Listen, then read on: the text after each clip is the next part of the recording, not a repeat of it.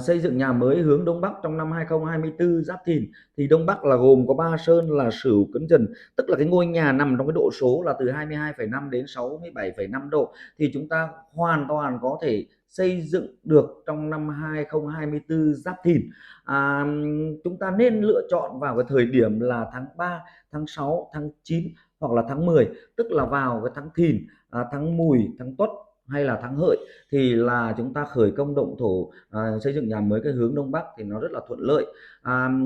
Xét về cái vận khí,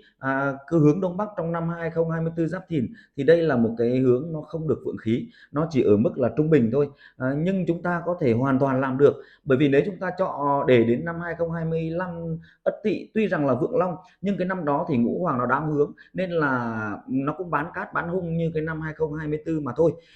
Còn chúng ta muốn tu tạo sửa chữa cái ngôi nhà hướng Đông Bắc thì chúng ta có thể làm được trong năm 2024 Giáp Thìn. Chúng ta nên lựa chọn vào cái tháng là tháng 6 hoặc là tháng 10, tức là tháng Mùi hoặc là tháng Hợi, thì chúng ta nên tu tạo sửa chữa. Còn chúng ta muốn mà tu tạo cái hướng cái phương Đông Bắc ở trong ngôi nhà, tức là chúng ta đứng ở cái trung cung và chúng ta nhìn về cái hướng cái phương Đông Bắc, thì chúng ta cũng có thể là tu tạo cái phòng hoặc là cơi nới cái phòng, hoặc chúng ta lắp thêm cái đồ cái nội thất thì hoàn toàn làm được trong năm 2024 Giáp Thìn.